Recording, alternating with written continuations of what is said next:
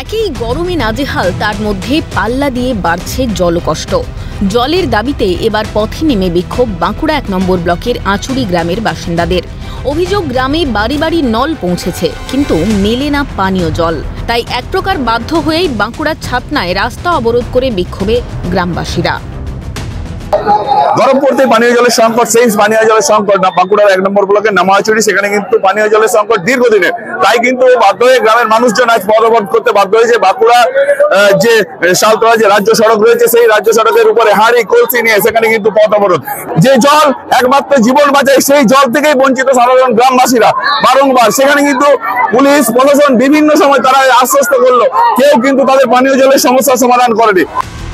স্থানীয়রা জানাচ্ছেন, এলাকায় পানীয় জল সরবরাহের জন্য বছর ৫ আগে পাইপলাইন বসানো হয়, বাড়ি বাড়ি দেওয়া হয় পাইপলাইনের সংযোগও, কিন্তু সেই পাইপলাইন দিয়ে জল পড়ে অনিয়মিত।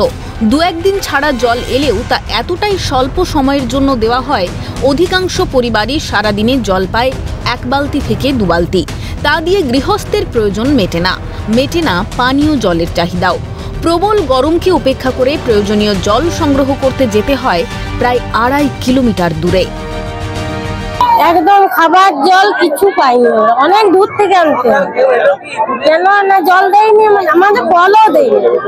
জলের সমস্যা, চাল থাকলে হবে না, জল যাচ্ছে চাল, আমরা কল পাইনি, জল পাইনি।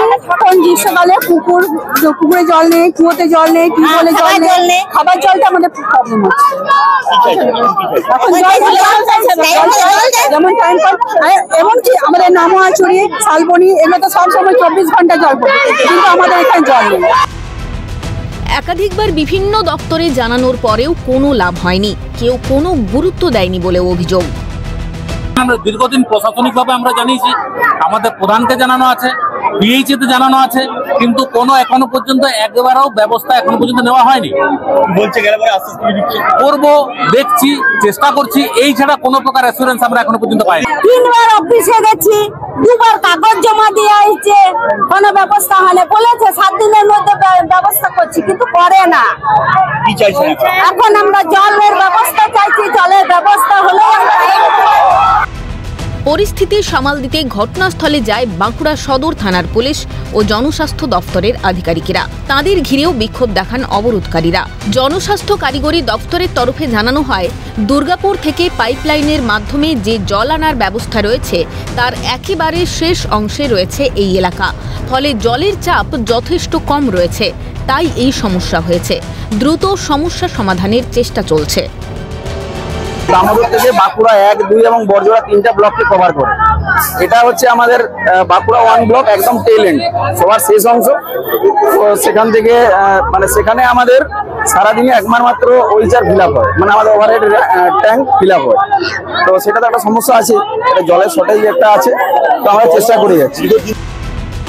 অন্যদিকে আঁচুড়ি পঞ্চায়েত প্রধান জানান, ঊর্ধ্বতন কর্তৃপক্ষের দ্বারস্থ হয়েছেন জলের সমস্যার সুরাহার জন্য।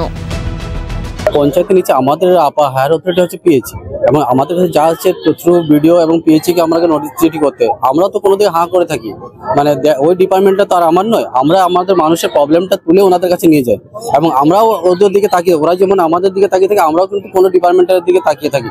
তারা যতক্ষণ আমরা সলিউশন দিচ্ছে, তারা কিন্তু আমরা ওই জায়গাটা সলভ করতে পারি। ভোট আসে, যেমন ভোট যায়, তারপরে তাদের সেই প্রতিশ্রুতির জায়গায় রয়ে যায়। কবে হবে পানীয় জলের সমস্যার সমাধান, সেই কারণেই কিন্তু গ্রামবাসীদের দেওয়ালে পিঠ থেকে যাওয়ার কারণেই তারা আজ বাধ্য হয়ে পথ অবরোধ করতে হয়েছে। বাঁকুড়া থেকে সরব রায়, ক্যালকাটা নিউজ।